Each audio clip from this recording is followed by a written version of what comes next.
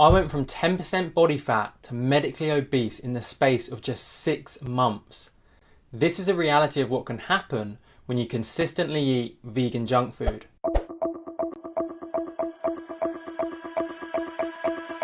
What's up guys, it's Andrew Roberts here with plant-based news. Now, we all know the health benefits of what happens when we eat a healthy vegan diet, but what happens when you do the opposite? What happens when you eat nothing but vegan junk food for every single meal for 6 months straight? Well, I put this to the test. I went from eating a predominantly whole food vegan diet to eating 5,000 calories of vegan junk food every single day for 6 months straight. So what am I talking about when I say vegan junk food? Well, this food is highly processed and normally contains high amounts of fat, sugar and salt. It's also normally very calorie dense, and good examples of this food include pizzas, burgers, chips, cookies and chocolate. All the good stuff. So for starters, here's what I'm having for breakfast. This is a nut and maple crisp cereal. Kind of sounds healthy. It's got nuts in. It says it's high in fibre. On the back, you see it's seriously calorific. It says it serves 12, but realistically, it's about 5. And when you combine 200 grams of that every morning with my plant-based milk and a glass of orange juice, that adds up to about 1,000 calories, and that is just for breakfast. Throughout the day, I'm snacking constantly to help me hit that 5,000 calorie mark. So things like these no pork sausage rolls are very easy to eat. I'm also snacking on crisps. I'm eating 2 packs of crisps every day, or 50 grams worth. And I'm not just eating them on their own, I'm normally dunking them in some sort of dip. For dinner, I'm eating things like this vegetarian chicken bucket here, which is vegan and is also very high in calories, 449 for half a pack. And of course, I'm eating the whole pack, not just half. And I'm combining that with some chips, lots of chips actually, and I've really searched Tesco's high and low to find the most calorific chips, and I think these are the ones, British chunky oven chips. We also have some pies here and some pesto at the back there, which has about 800 calories in for the whole jar. For dessert, I've got some vegan Ben & Jerry's here. Again, I searched Tesco's for the most calorific non-dairy ice cream I could find, and cookie dough and peanut butter cookies were the highest I could find. Even eating this way for a couple of weeks can have a big impact on your sleep, energy and motivation. And this is something that I certainly noticed within myself. I went from getting an average of 8 hours of good quality sleep per night to getting a very broken 5 or 6 hours. This led to me feeling sleepy and lethargic a lot of the time. Not only was I lacking energy from this, I would also feel very tired after having these large portions of vegan junk food.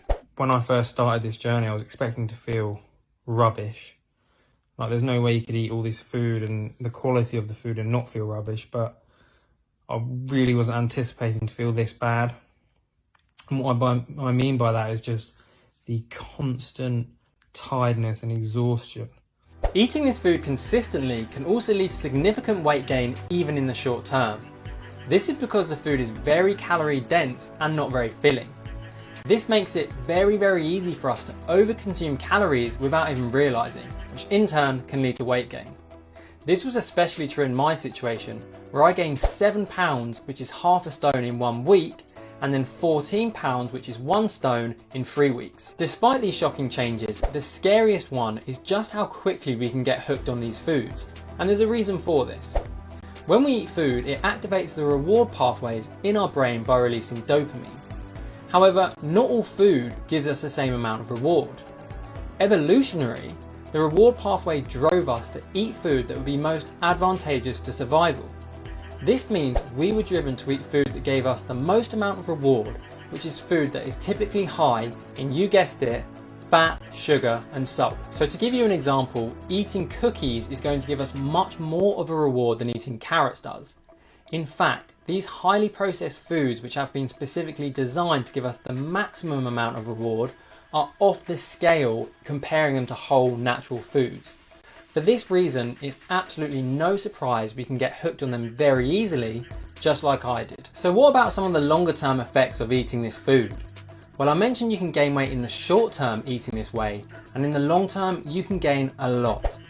I went from 159 pounds, which is 11 stone 5, to 214 pounds, which is 15 stone 4, in the space of just 6 short months.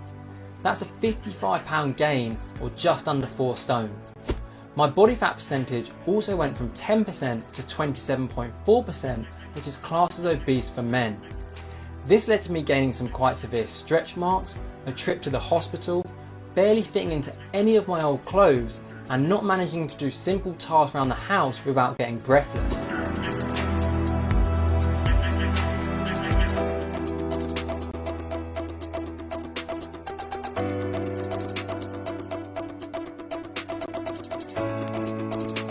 Another change that I noticed over the 6 months was a big drop in libido. This could have been down to the fact that overweight and obese individuals tend to have lower testosterone levels compared to those who are within a healthy weight range. Although I didn't get mine tested, I'm assuming my testosterone levels dropped as I gained weight, and this may have affected my libido. My body was also under a lot of stress through inflammation, overeating and undersleeping, and when your body is under a lot of stress like that, the last thing it's doing is thinking about reproducing. Finally, after 6 months of eating the highly processed food, there's no doubt I'd become addicted to it. If I didn't have my high sugar breakfast before 9 AM, I'd know about it. My brain would start thinking about the food and I'll get strong urges to have it. The exact same applied for dessert. If I didn't have it, my brain would be wondering where it was. Was it the fact that I was hungry? Absolutely not. In fact, I was stuffed and yet my brain was still thinking about that ice cream. So why do we get hooked on these foods? Well, as I mentioned earlier, we have evolved with a preference for sweet, fatty foods, as that's normally where the calories are. However, think about this. In nature, the foods that are high in sugar are normally fruit, and the foods that are high in fat is normally food like nuts. Very rarely in nature do you find a food that is high in both fat and sugar. In fact, I can't really think of one. Can you? And this is where the problem lies. Food companies actually hire scientists to make the most irresistible habit-forming foods they can. They create food which is high in fat, sugar and salt and manipulate it to create what the industry calls the bliss point. This basically means peak craveability. This was actually put to the test in a 2015 study called Which Foods May Be Addictive. Foods were ranked based on reports of problematic and addictive type behaviours from hundreds of individuals. The results? Well, as you can see, the top 3 were chocolate, pizza and chips. And all of the top 5 are from highly processed food. Now it makes sense why I couldn't stop thinking about ice cream. Because of this, it was extremely hard to stop eating these foods. In the first few weeks, I went through what I can only describe as withdrawal symptoms. I was getting mood swings, headaches, and worst of all, super intense food cravings.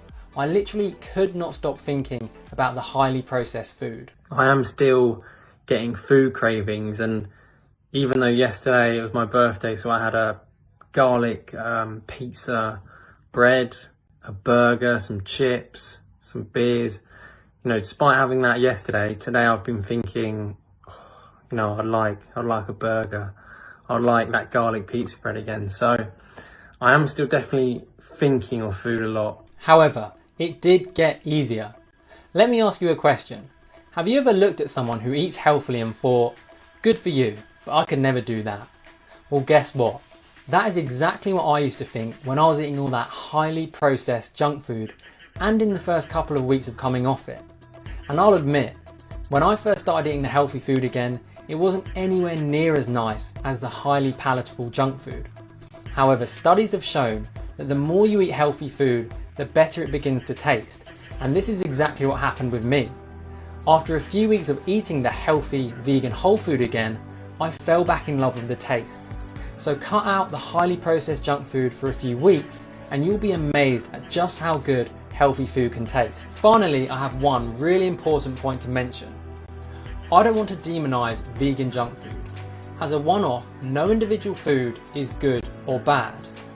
Eating vegan junk food from time to time is completely fine, and I still include some of that food in my diet.